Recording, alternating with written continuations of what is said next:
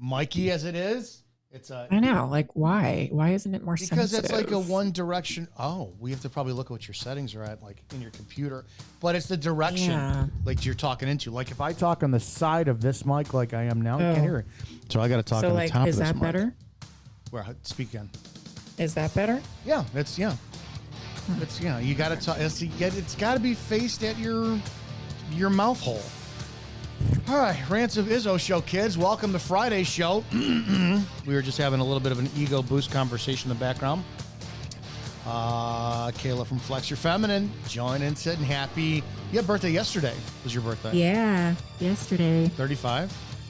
35. Yeah, it's all downhill from there. Holy shit. Great. All right, this is the Friday edition of the Rants of Izzo here on Spreely TV.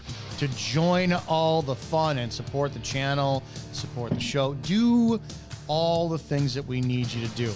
Go to rantsofizzo.com, click that donate button, because we're fully 100% supported by the listeners and viewers, period. And then you can go to Spreely.com, sign up for the social media platform, where free speech it'll never be an issue. You're always going to be like, yeah, I can say whatever the F I want, and you can. And then check out the other awesome shows on there, like the Burn Pit Podcast, Evening Rants, Report and Opine, Shannon Joy Show, The Dumb Show, and more. Lots of stuff coming. Ms. Flex Your Feminine, would you please promote everything you're doing? Yeah, hi guys. So Flex Your Feminine, go over to Instagram and look me up at Flex Your Feminine.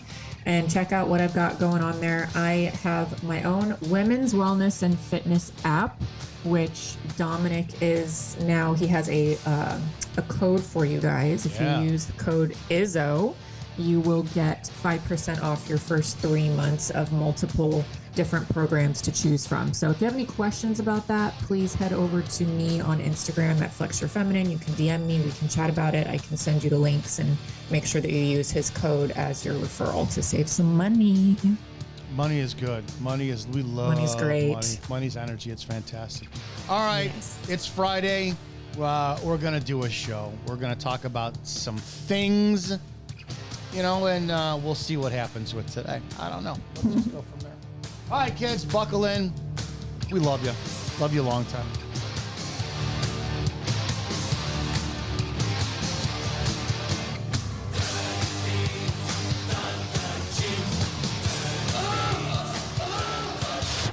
Prepare yourself. The opinions of the host and guests on this show are exclusively just that, opinions.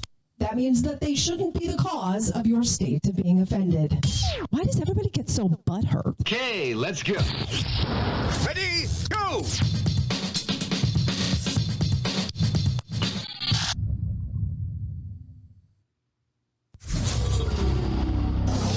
Sit down, shut up, and pay attention. Damn! This is the Rants of Izzo Show with your host, Dominic Izzo, from porn to politics. We touch every third rail we can find. You might want to put your headphones on so your mom can't hear this. It's been called the most entertaining 60 minutes on the internet, and it starts now. Let's do this. Welcome to the Friday edition of the Rants of Izzo show here on Spreely TV. If you lost brain cells last night, that's great. Awesome. Yeah, we watched the debate.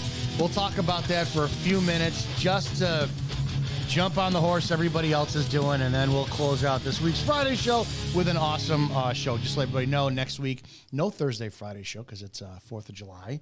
And fuck yeah, America. Over in the chat, it's good to see you people in the Rants of Izzo show chat, which is available on Telegram. Because we know that so many of you are like, well, I watch on this platform, because you're idiots. I don't know why you guys don't watch it. Spreely TV. Kelly, it's good to see you.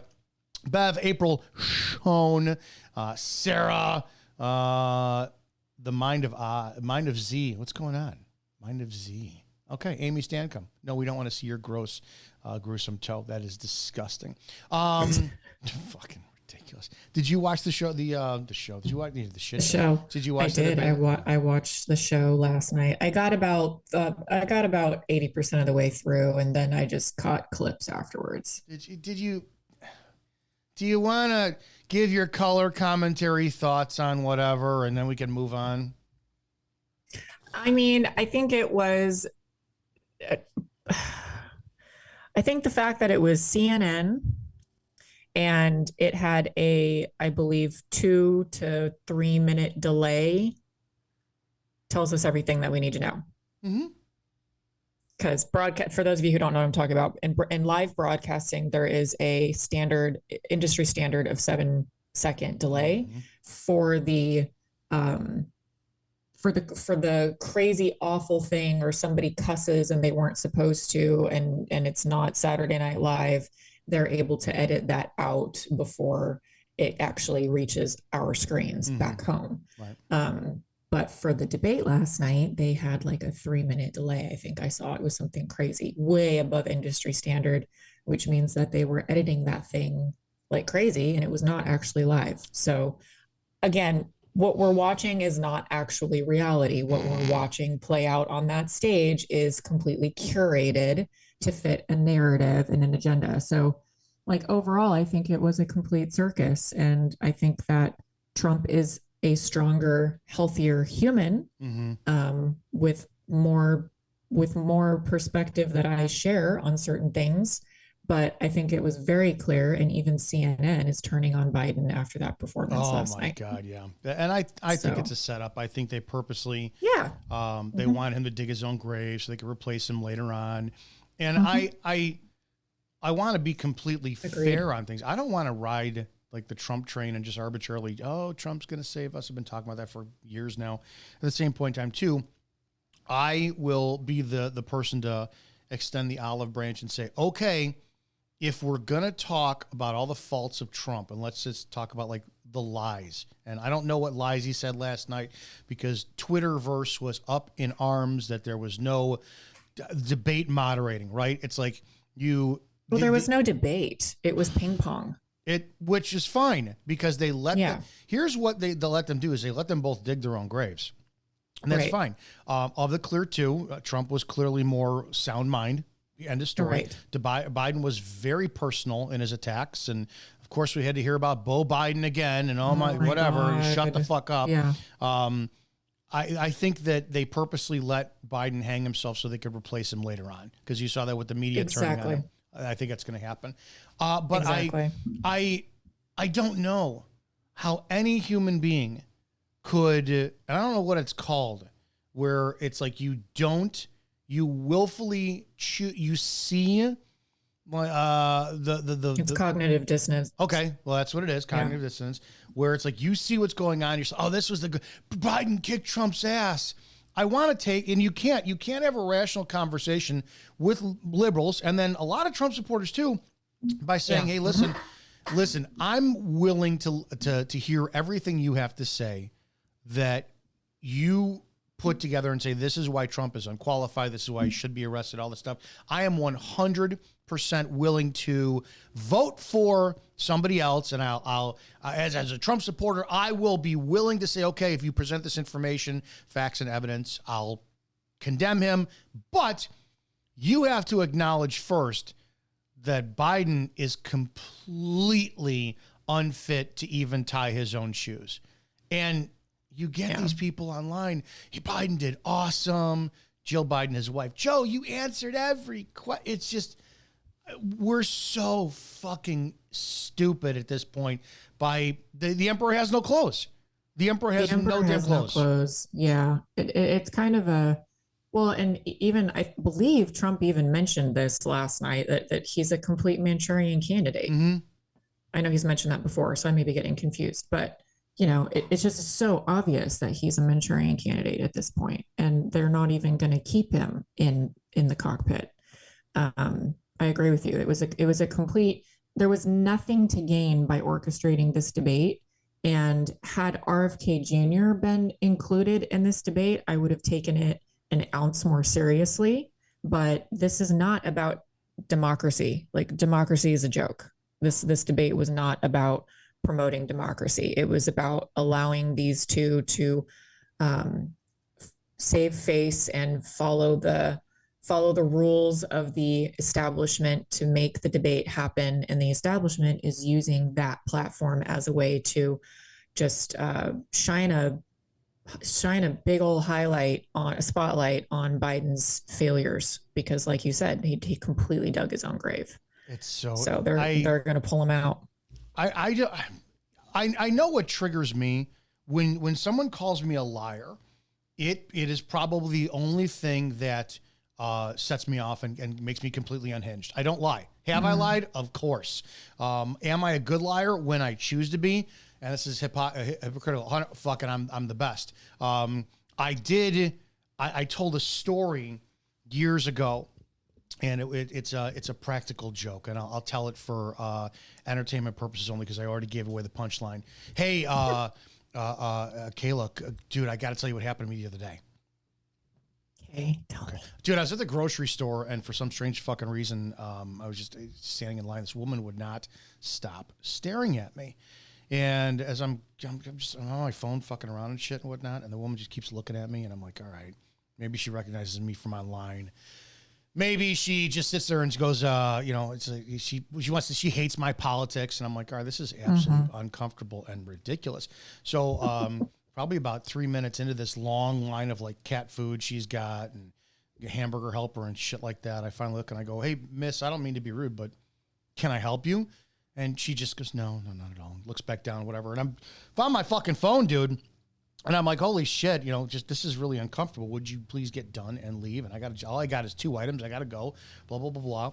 And at one point, she comes up and she goes, hey, I don't mean to be just rude. She goes, but you look exactly like my son. And I went, oh, and I said, well, is he a handsome devil like I am? And she goes, well, actually, he passed away about 6 months ago.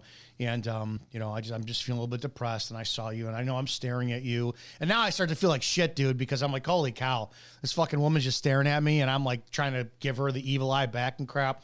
But I could kind of tell too, based on the way she looked and disheveled, I could tell that she was just not all there.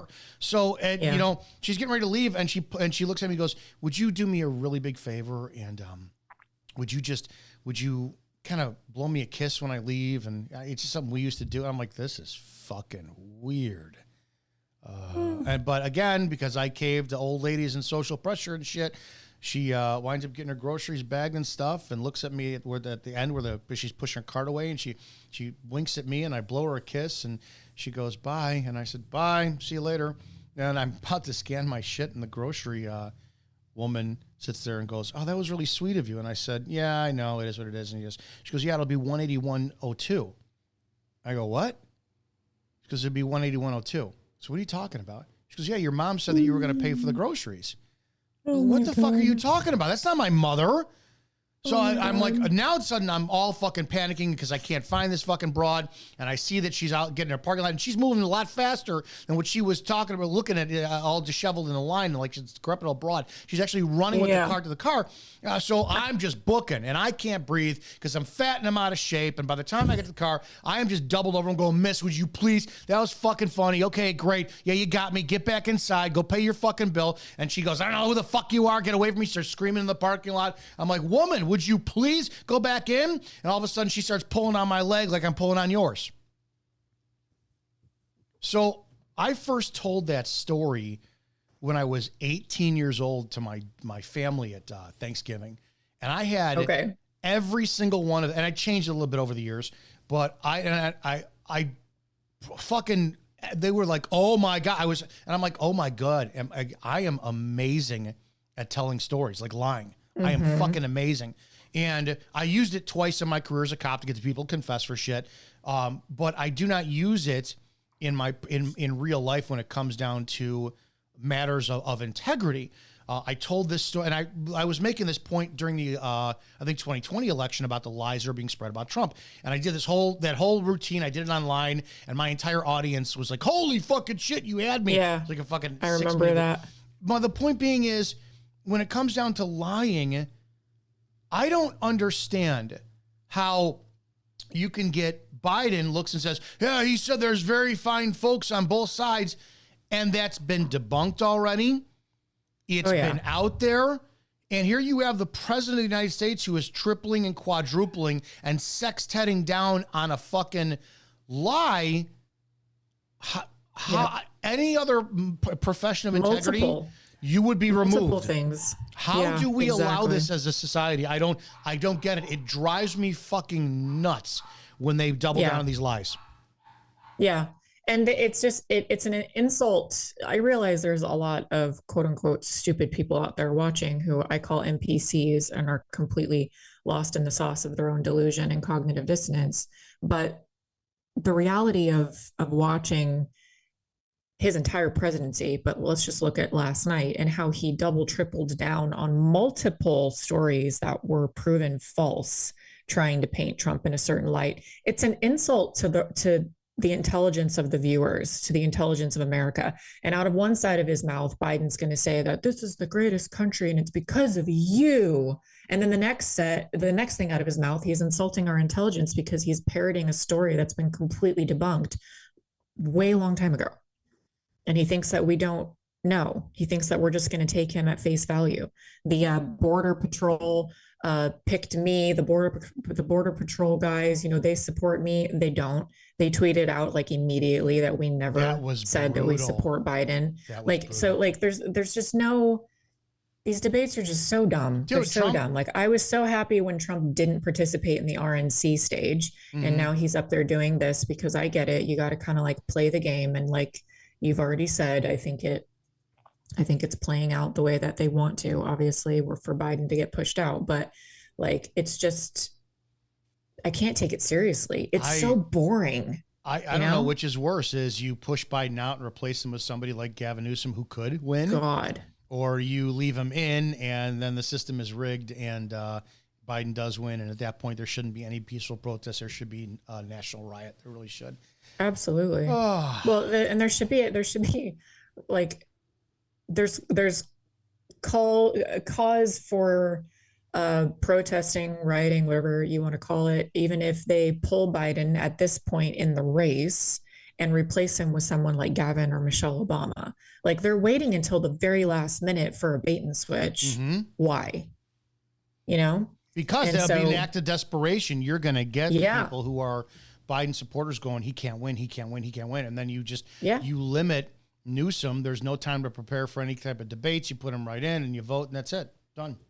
Yeah. That's it. Which I don't think is going to work for their favor anyway. Like it's not going to work in their favor leaving Biden in, and it's not going to, and they seem to be acknowledging that finally. I think they've known it for a long time, but we're just now seeing the ripple effect. And it's not going to really work in their best interest either to wait until the last freaking minute and then do a bait and switch with someone like Newsom, who, you're right, there's not going to be enough time to do any sort of saving performance because Newsom is hated in California. Hated. Not enough to be recalled. Hated. Not enough to be recalled. He was recalled. Okay, let's talk about the reality of the voting system. The recall system is just the same level of fuckery. Mm-hmm. So we had the numbers to recall him, just like we had the numbers in 2020. But here we are. Mm-hmm. So we're gonna put somebody from California into the White House. California is like the most failing state in the entire country.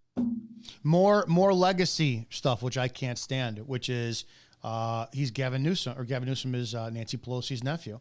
More incestual politics. I listened to somebody. Exactly. I don't know what political show it was the other day. It was conservative, and people were talking about because they're projecting in 2028. If Trump doesn't win this time, he could still run in 2028. But if he does, it'd be fucking ridiculous. If Trump decides to step down, who is Trump going to appoint? Because that's where he has his power. So the debate was, how much power does Trump have right now to say this is my successor versus in 4 years from now when he's no longer the hot commodity? And people are like, man, who should he pick? And they're talking about, Vivek Ramaswamy, this and that. Donald Trump Jr. was one of the majority people. I'm like, why? We fucking left a monarchy over in England, didn't we? A couple hundred years ago. So I don't fucking know on that kind of stuff. Done. Yeah. Bev, well, I mean, there's really nothing new under the sun. Like, we left the monarchy, we left the crown a couple hundred years ago. We're coming up on Independence Day here next week, guys, and we haven't been an independent and free country since like after 50 years of being, actually, like the first 50 years of our nation's history, we were actually free, and we haven't been free since. Yeah, once they implemented taxes, I think we got fucked right there. Yeah, we were owned by the crown again, and then other things started falling into place with that as soon as taxation was put back into place to the crown, which is still where your taxes go. It does not go to your roads and your local police. It goes back to the fucking crown. So we're owned. It's slavery. That's what we have. They abolished slavery. Abraham Lincoln, thank you so much.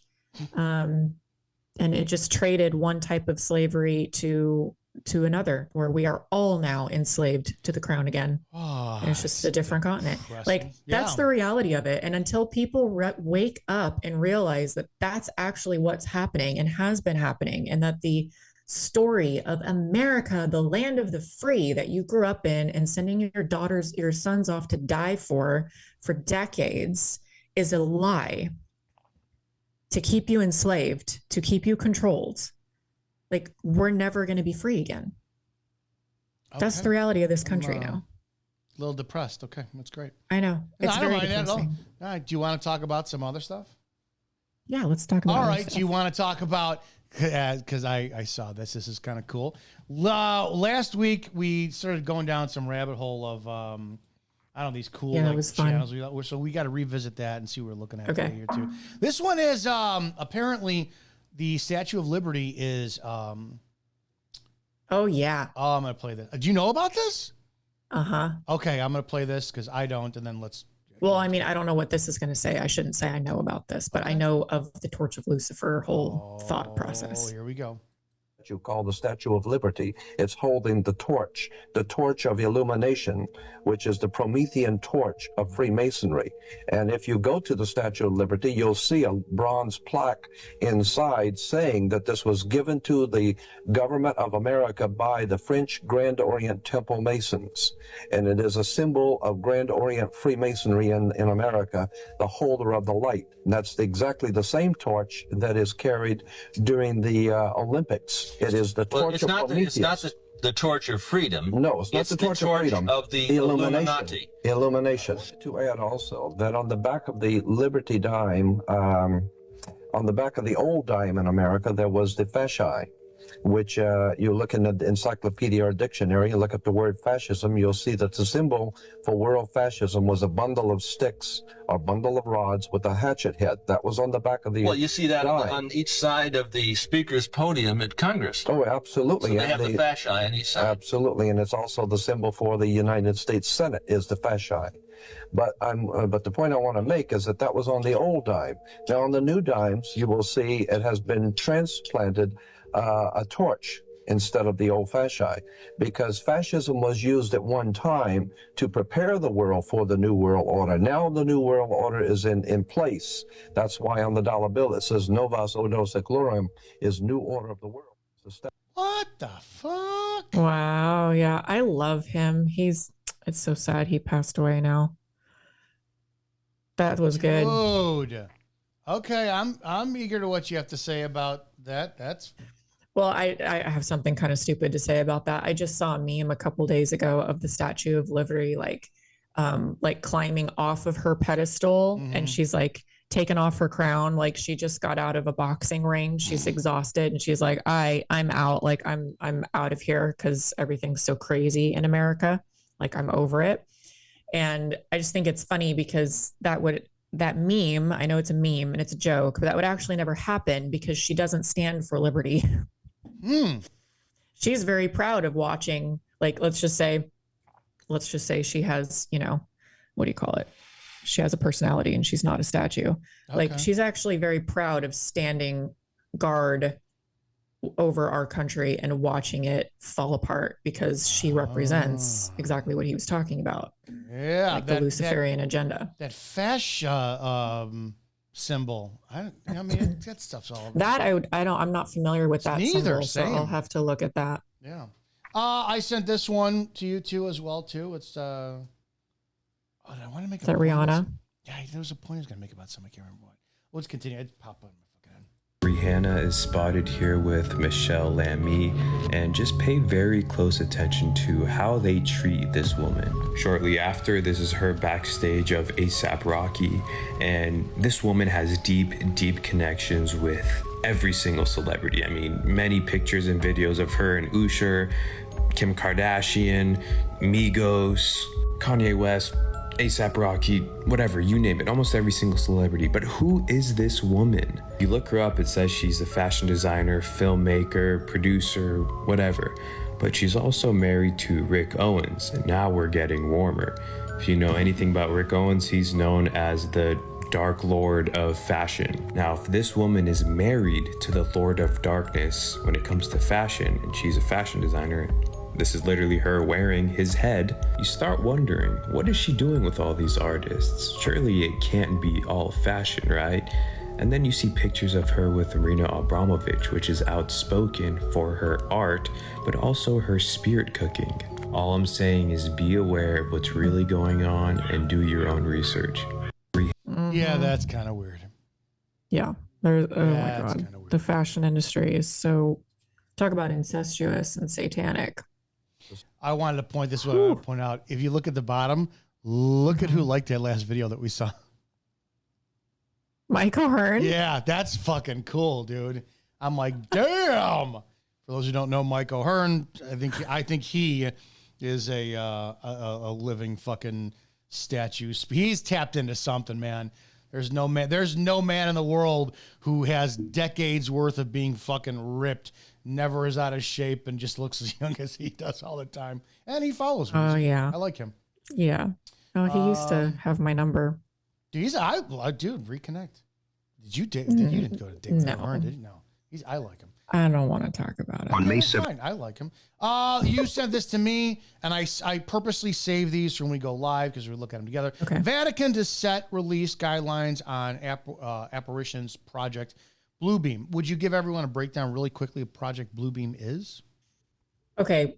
So my understanding of Project Bluebeam, it's a secret government program, like undercover program by, I believe, DARPA, because DARPA kind of handles that side of what would commonly be classified as conspiracy theory things like Project Bluebeam, which always come true, I'm just saying. But DARPA is the category of government or the branch of government that really takes care of that kind of stuff. So Project Bluebeam is basically like a projection technology where we're going to start seeing very strange things happening in the sky. They've tested it. There's been eyewitness accounts of this happening already and being used for like festivals and different things all around the world. It's a very successful technology. It's insanely realistic and terrifying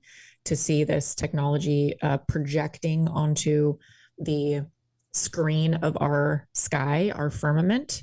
But basically Project Bluebeam, the conversation around it is how they're going to fake an alien invasion or fake a return of Christ, and that sort of thing with this technology. So yeah, when you say projection, it's literally like how you have a screen and a projector projects the imagery. You could see that in like drones and shit in the sky. yeah, That's what you, yeah. all right, let's play what this is. 17th, 2024, the Vatican will release a detailed document providing. Can we talk about what the fuck this is that the Pope is sitting in front of too? Like this mural behind him. Do you know what this is? It's satanic. There's it, actually a name for it. I just can't remember the name for it right now, but it's a sculpture, I think. And it is, if I'm remembering correctly, it is basically based off of like Satan and the demons. It's underworld. It's based on the underworld. Yeah. Okay. So for those of us who are playing the home game here, like look at that. Oh, what the fuck is this? Okay, I'm gonna click on. Well, this. and then have you ever seen the the inside of that room right there that the Pope is sitting in with that weird ass demonic sculpture. If you look at the way that building is set up and you look at from the inside perspective of that stage, it's inside the head of a snake. Yeah. And that's with and this is where I try not to fall down traps all the time. That I don't think it's a dome. I think it's a flat ceiling. But when you use a fisheye lens, and I'll pull that up, that's what it is.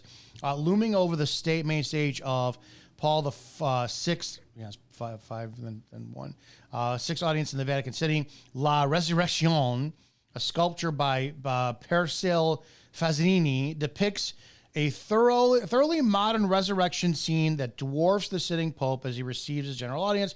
Installed in 1977, the massive sculptural piece shows a rapturous Jesus figure held aloft on plumes of twisted metal brambles made of bronze, copper alloy. The gigantic piece of religious misery stands over 200 feet. Okay, but I guess the argument could be made that, well, look at the head of that thing. Look at the head. Zoom in. Yeah, it looks like H.R. Geiger's Alien. That is not Jesus Christ. I don't know what the fuck that is. They want us to believe, this is how stupid they think we are, Dominic. They want us to believe that they put a piece of art. They always hide behind fashion and art and film and music. Okay, they always hide behind it. They think that this art gives them a free pass to treat us like we're stupid and just accept this sculpture as being the resurrected Christ with a serpent's head.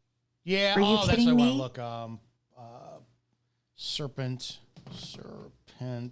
dome, head, Vatican. I could kind of twist that a little bit and say, well, what it is that, Jesus did descend to hell and then the Holy Spirit raised him up. And so that's kind of like what's going on. But you can't fucking push that. Why are we making an idol of the version of him that descended to hell instead of the version of him that's ascended to heaven? Yeah, this is the. Why are we making an idol of him at all? Oh, dude, yeah, if you really look at this, look at this. These look like yeah. fangs here too. Shit. The eyes. Oh shit. The scales. It's freaking ridiculous. Yeah, it's. It's right in front of your faces when you think about it. It's all fucking there. I know. All right, let's look at the. Wait, go back. Yeah, did you close it? I did. I'll go back. Sorry. There was one more. Right there, the green head of the snake, and then the top of the building. Yeah, it's Look at that little comparison. No, I never saw that. Wow. It's just weird. And again, people are like, "Oh, whatever, Kayla, you're just a conspiracy." No, you're not. No, it's not. It's just a coincidence. I'm like, anyone who says the word coincidence to me, coincidence theorists. That's what I think you are. Like, there are not this many coincidences in our world. No, look how wide it is at the base and then narrows up as you go, and it even has that ridge. And the snake's eyes in the middle of the head. Yeah. So dumb. All right, let's play this. Providing guidance on how to discern supernatural phenomena, apparitions, appearances, or communication with divine beings, such as saints, angels, or Christ himself. The last time the Vatican released guidance on apparitions was in 1978 under Pope Paul VI. That document, Norms Regarding the Manner of Proceedings in the Discernment of Presumed Apparitions or Revelations, was released due to the increased influence of mass media. The Miracle of Fatima in 1917 is perhaps the most Which, for those who don't know, Our Lady of Fatima, she came, in the early 1900s to 3 kids over, Fatima's in Spain, I believe, and long and short story, had 3 visions, and apparently about 5, well over 500 people, I guess, all saw the sun dancing in the sky, getting close to Earth, all this shit. They made a 60s or 50s movie about it. But anyways, they had 3 secrets of Fatima that the kids were prophesized by the Virgin Mary. They said that she appeared to them, gave them the snap, blah, whatever. And the third one was never revealed. And they said that Who's Ratzinger? Who was the Pope that stepped down just recently? Ratzinger, God's Rottweiler. They made the movie about him with Anthony Hopkins and Tony. I can't remember what his name is. Mr. Dark from Something Wicked This Way Comes. Anyways, they said he had that secret, and part of the reason he stepped down was because of it. I don't know. So, documented apparition in the modern day. After an alleged series of appearances by the Virgin Mary to several peasant children that promised a public miracle, tens of thousands of people in Fatima claimed to witness the sun move erratically across the sky and produce radiant colors for several minutes. Project Bluebeam is a conspiracy theory that claims that NASA and other government agencies are attempting to implement a New Age religion with the Antichrist at its head and start a new world order via a technologically simulated second coming. This theory was put forth by a man named Serge Monast, a Canadian journalist who published the theory in 1994. According to Monast, Project Bluebeam would involve several steps. The first step would allegedly involve faking discoveries that would discredit all fundamental religious doctrines. Then three-dimensional optical holograms and sounds would be projected into the sky, simulating figures important to various cultures and religions, which would merge into one after explanations of their individual mistakes. Telepathic electronic means would be used to communicate with each individual on Earth, convincing them that their God is speaking to them directly. The final step would supposedly use electronic means to create the illusion of an alien invasion, or the perception of the rapture and return of Jesus, to manipulate believers into accepting the new religion. Monast claimed that his work exposing Project Bluebeam had made him a target for harassment by government authorities, which he believed was part of a campaign to silence him. According to reports and his own accounts, Monast and another journalist were repeatedly arrested and had their children taken away by authorities, ostensibly due to their involvement in publicizing conspiracy theories, which the government found disruptive or threatening. Monast attributed his legal and personal troubles to his stance against what he believed to be a global conspiracy. He ultimately died of a heart attack in 1996, which some claim was induced or somehow facilitated by government agents as a way to permanently silence him. On May 17th... Yeah, I buy all that. He got unalived by the Clintons or something. 100%, dude. 100%. I didn't see this one. Oh, remember last week we talked about taking the Lord's name in vain? Mm-hmm. Dude, read this. Read this aloud for those who can't listen or can't see. I can't believe I grew up thinking using God's name in vain was saying, oh my God, and not using God to manipulate people and advance your own personal agenda. Dude, I never thought about it that way. It's like, that's a good one. It's like, holy shit, when you leverage your faith to get something you want on somebody else and manipulate their faith, dude, that's like, holy shit, man. Yeah. It reminds me of like the classic, well, God told me that we can't be together, or God told me that we're getting married. You know, it's that kind of stuff. It's like, but also like people, you know, God is not his name. No, we said that before. I can't remember if we talked about that. We did. Okay. Yeah. Because I said God is not his name. And that kind of changed my views. Like, it's just, God is a title. Lord is a title. Christ is a title. Yeah, for years I just don't say God damn. Then I'm like, wait a second. That's not his fucking name. It's not his name. It's not. I can't stand when people say Jesus Christ as a swear. I just like, fuck. Yeah. I just and that's not his name, but at the same point in time too, that's fucked up, man. I can't do that one at all. You sent this one. This video will change your life. Watch till the end. Did you know that Jesus told us to pray every day about the devil? This is from Disney's Night on Bald Mountain from Fantasia. That's what that is from. Let's go. About the devil first, so that you've got a clear picture in your mind of what we're praying against. First of all, the Bible does not paint him as a horned creature with a forked tail. That's the sort of thing that makes us laugh at him, take him less than seriously. See, the Bible says he's a real person. The Bible never calls the devil it, always he. Next, the Bible says that he has a heart and a mind and a will. And if a heart and a mind and a will don't make a personality, I don't know what does. It talks about the devil's feelings, talks about his thoughts, and it talks about his motives. And that means to me a person. So the devil is not just a kind of vague word to sum up all the forces of evil in the world. No, he is a person in his own right. And if there were no human beings at all, Satan would still exist. Now, Jesus himself took Satan desperately seriously. He never made a joke about him. He never laughed at him. He never caricatured him. Here are some of the titles that Jesus gave Satan. He said he is the prince of this world. When Satan offered Jesus all the kingdoms of the world, Jesus did not say they are not yours to give, because he knew perfectly well they were Satan's to give. And it is a horrible thought, if you really realize it, that the world in which we live is ruled over by Satan. He is the prince of this world. But let's take it a step further. Do you know that another title Jesus gave to Satan? He said he's not only the ruler or prince of this world, he is the God of this world. The only other person beside his heavenly Father to whom Jesus ever applied the word God was Satan.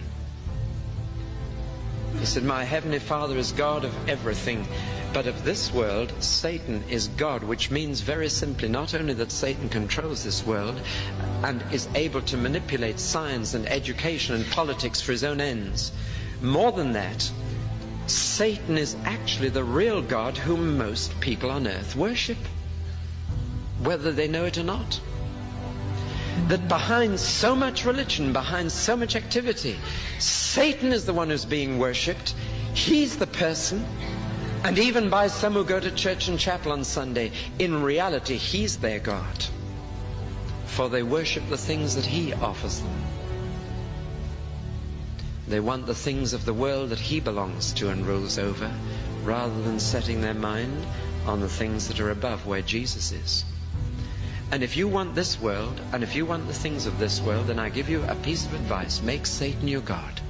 If you want this world, he's a wonderful God to have, because he'll give it to you. There's always a price to pay. When the bill comes in, you may not be quite so happy, but he'll give it to you.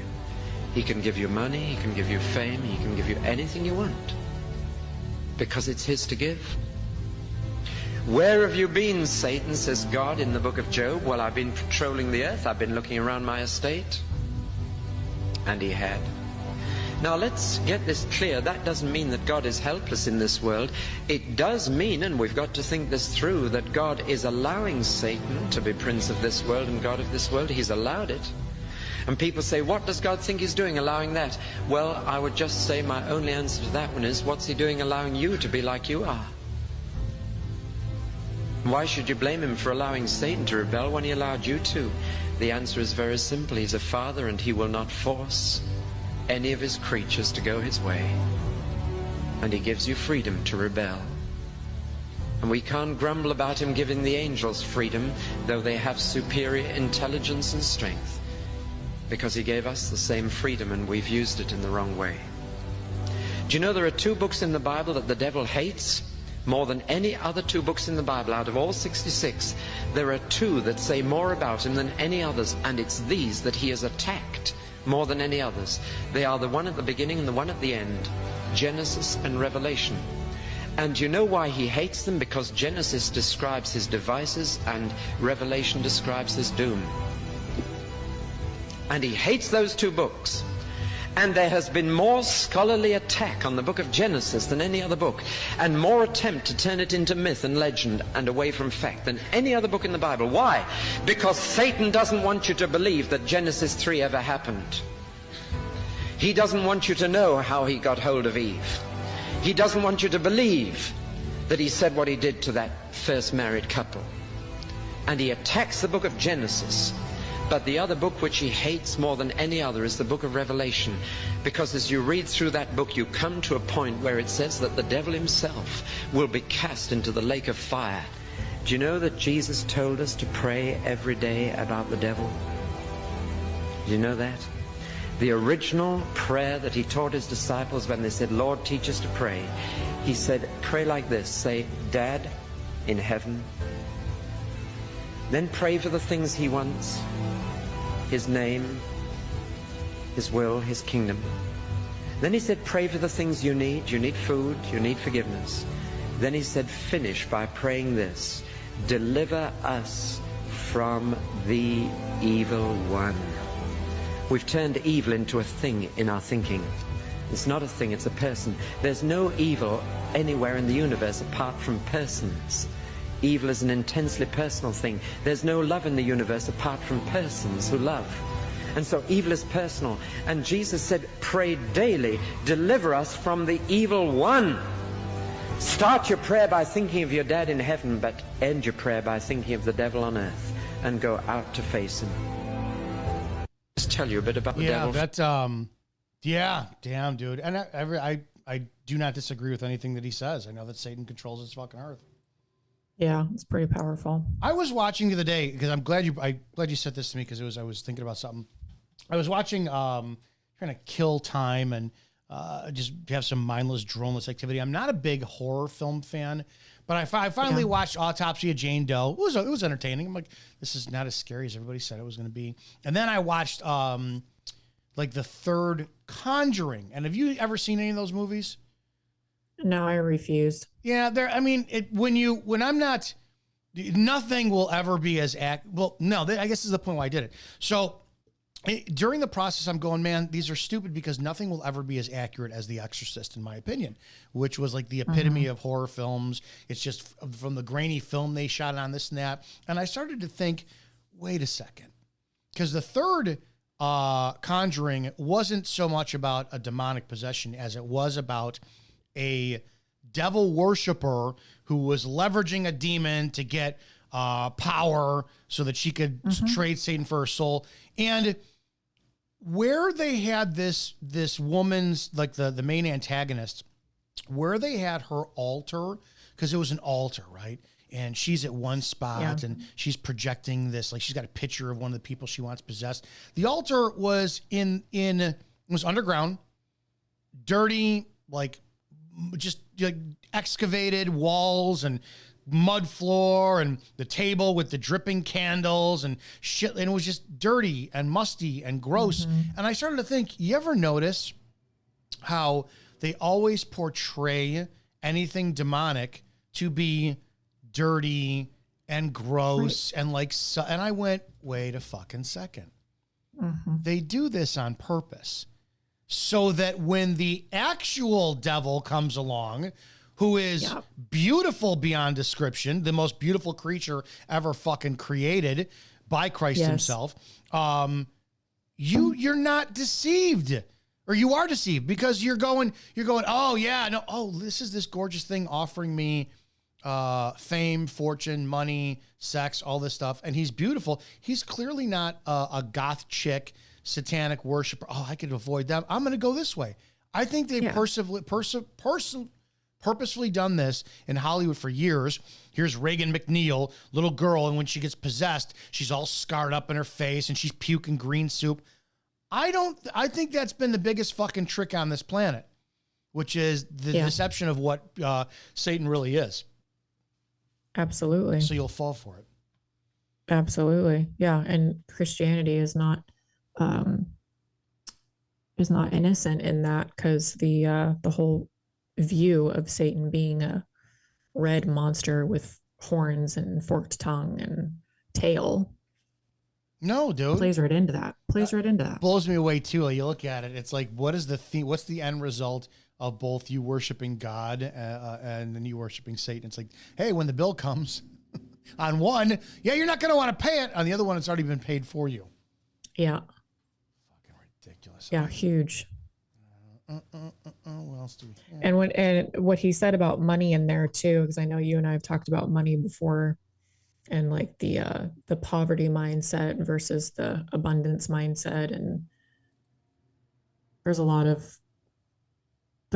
profiting off of God's people in the mega churches and the drama there. But what's really been on my heart for the last couple of years is yes, I agree with everything he said, that Satan is the prince of this world and he can give you anything in this world, because they are his to give, including money, fame, power, etc., for a price. But God says in, I think it's Isaiah, that the silver and gold is mine, says the Lord. And what he says stands forever. It does not change. And when did we lose gold-backed currency? When did we do that? That was back in 1871, I believe it was. Oh, they changed it. That's when they changed the standard. Like I'm not very educated on that. Like the dollar is no longer backed by the gold standard. Right. They started taking it away, and then in 1920 something, during the Great Depression, they remember when there was a whole, like, I don't have the word, it's not a recall, but they basically told everyone to turn their gold in, and they would be given credits, which was the beginning of the paper currency. Yeah. So they confiscated the gold, basically. And this has been going on. This is not unique to America. This happens in every single culture. Like the fact that the BRICS nations are going back to gold-backed currency is not an accident, because this is rinsed and repeat. This cycle has happened over and over again throughout millennia, where the bankers, the cartel, whatever you want to call it, for that time period, they always take their power. They can only take their power over the currency if they get it unbacked by God's currency. I didn't know that. Man. Jeez. So I look at it like, when it's very interesting, a lot of mega churches will use the verse in the Gospels where Christ says, give unto Caesar that which is Caesar's, and give unto God that which is God's. And they use that to say that, you need to tithe, you need to pay your taxes, you need to be a good little slave. And I'm like, I would actually, my follow-up question to Jesus would be, okay, what is Caesar's? Because everything is God's. I'm not, okay. Just kind of interesting. I tithe exactly 10% of everything I make. I've been doing literally since September of 2021, I started. I mean, literally every time, and I'll say this publicly, I was not in a very financial comfortable situation. And I sat there, and a friend of mine who I'm talking about, listen, because I was terrible. I bring this up all the time. You and I have had many, many conversations about me being terrified of money and being afraid to make it, this and that. Finally called a friend of mine who is very well biblically versed as well too. And I said, well, what if I want to buy, a $30,000 motorcycle? And his definition was, it's all God's money. You have to, if you're going to buy the $30,000 motorcycle, you better make sure you have $3,000 for God first, because it's his money. I went, okay. Then he pulled up Malachi 3:10. And he's opened your Bible. I opened it up, and he was the first person to ever answer this about me. He says, this is the only place that God ever says in the Bible, challenge me in this. And it says flat out, bring in the full tithe. And I'm going to paraphrase it. It's going to be returned, but it doesn't mean like monetarily wise. So I committed flat out. I said, I don't care if I make $100, $10 goes right to you off the bat. In that instance, I started 100% committing to tithing 10%. The fucking second I get money from anywhere, goes right to my tithe of choice, the church. And I have never been, I stopped, the financial struggle immediately ended. That was it. Yeah. Because it's all his fucking money. And I'm like, shit, I'm not afraid of it anymore. It's like, holy fucking shit, man. It's there. Well, and that's more of a heart posture in my perspective. I think it's obedience. Like, it's the one thing I can control. It's about the discipline and the obedience. Yeah, exactly. And I don't think that tithing is limited to the currency of the time, the paper currency of the time. Oh, I don't think it's supposed to be.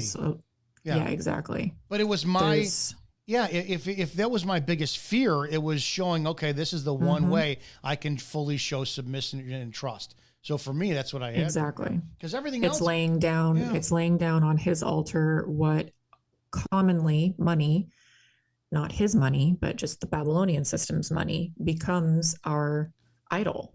Yeah. The paper dollar becomes our idol. So for me, it's like, I love that story that you've shared before about your tithing and experience, because it's not about the money. Like, the money is it's just part of the process. It's about the decision that you made and the discipline that you've kept going with, the submission that you've shown and the trust that you've shown in that process to lay down what could have otherwise been an idol in place of God. And God has blessed that heart posture in you. It was the one thing that I didn't understand, because Right. like everything else, like if addiction, sexual immorality, whatever, it's like I can fear that, and okay, I understand that I could struggle with it, but when it came down to money, it was a big trust issue. It was like, all right, dude, I'm pissed fucking broke. I need that. It's like, give it to me first. I'm choosing to do it, and it made an immediate difference. We got a couple more minutes. Let's look at some more of this, these videos that are fun here, and I am pulling this up for you. Let's watch this. Well, it was the day after 9/11. The major news channels broadcast photographs, still images, from the smoke rising from the Twin Towers. And in the smoke, you could see the faces of demons. Faces of the demons in the smoke at 9/11 look very similar to a sculpture which was done by the philosopher and theosophist Rudolf Steiner. And the name of the sculpture was Ahriman. Ahriman is one of the facets of Lucifer and is part of the Trinity of Satan. To see these Trinity faces of Satan? in the smoke. Trinity of Satan? What? Coming from the towers at 9/11, it made me think, if you believe in reincarnation, then that means that there must be some kind of catastrophic shockwave going through the spirit. And this tragedy is magnified by being broadcast to 1 billion TV screens around the world. Yeah, we got to look that one up for the for next I'm week. not Trinity familiar of with that Satan? term. That's weird. Damn weird. I don't fucking know, man. Yeah, I always get. I like Friday shows, because then on Saturday it's like I'm always like, dude, I can't believe I didn't see this too. We have talked about this numerous times too. How so many people, like they talk about the sacrifice Christ made, and he was crucified on the cross, and it's like painful and this and that. And, we've done breakdowns of the anatomy of what the human body goes through. And then I've talked about how it was even more impressive that he became sin, and that was even worse. I thought about something the other day that I'm literally, and it's always when I'm either out, it's the three things: I'm taking a piss, I'm in the shower, or I'm brushing my teeth, and the shit, or on the motorcycle, and shit just pops in my head. And I'm like, wait a second. No, dude. Clicks. Christ, when he came to earth, became fully human, right? Right. So he is fully God and fully human. Did he lead a perfect life on this earth? Mm-hmm. For 33 years? Mm-hmm. Can you lead a perfect life for an hour? No. How do we glance over that, or at least the churches glance over that all the fucking time. Oh, he was fully human, fully man. He came to earth and he lived a perfect life. Whoa. Can we back the fuck up for a second and acknowledge 33? That means if he had every human experience, and he experienced temptation 1 trillion times harder than we did, as a kid, as a juvenile, as a little snot-nosed fucking 6-year-old disobedient brat, he wasn't disobedient. He wasn't a brat.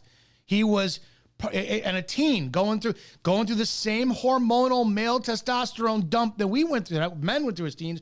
He never got out of control.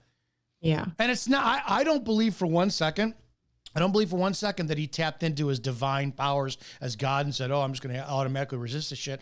I believe he allowed himself to experience all the human shit and chose to live Fucking when I started that's thinking what he about signed that, up for. oh my God. Could not Yeah. believe that, how amazing that is. It is incredible. So this is interesting. What is the unholy trinity in the Bible? Revelation 12 and 13 give us a clear depiction of this entity that shows up in the last days. Instead of the Father, Son, and Holy Ghost, we have the inversion of Satan, the Antichrist, and the false prophet. So that's a real thing. I didn't know it was called that. I had no idea. I mean, we all know of Satan, the Antichrist, and the false prophet, but I just didn't realize that was the unholy trinity. Yeah, and people like to say, well, there's no Trinity in the Bible. It's like, oh my God, you're just assigning a fucking category for it. Just shut up. All right, we'll have to look into that for next week as well, too. And yeah, that was interesting. That's your Friday show, kids. We love you. Happy Friday. Yeah, Happy birthday to my mom. How old's your mom? 59. No, she's not. She was 20. Wait, hold on. She was 20. 24. That's 24 years older than you. Yeah, she was 24. I don't know why I'm fucking laughing. Yeah. My mother was 24 when That she makes had sense. me. Yeah, I don't know. Yeah, that makes sense. She was when she had me. And my dad is 25 years older than me. My mother was 24 years old. No, my mother was 26 years older than me. She was a year older than my dad. All right. Yeah. That's it, kids. It's Friday. Have a great damn day. Go out there, support all the Spreely TV things, all the things. Go to Spreely.com, start your social media page, say hi to me, like my posts when I'm up on there, share comments, let me know what you think. Check out all the other shows, The Dumb Show, The Burn Pit Podcast, Report and Opine, Evening Rant, Shannon Joy, all that stuff. I don't know. There's tons of stuff. You guys already know what to do. I talk about it all the time. All right, Miss Flex Your Feminine. Tell people how they can support you. Yeah, check out my Instagram at Flex Your Feminine. Go hang out with me there. I share a lot of cool information, and you can DM me. You can check out my link in bio to learn more about my women's app for fitness and wellness. And the code IZZO is going to save you money if you join one of my programs. We like money being saved. We really do. Mm-hmm. You guys have a great damn weekend. Go out there, do something nice for somebody today. And if you can't help them, just don't hurt them. We'll see you guys on Monday.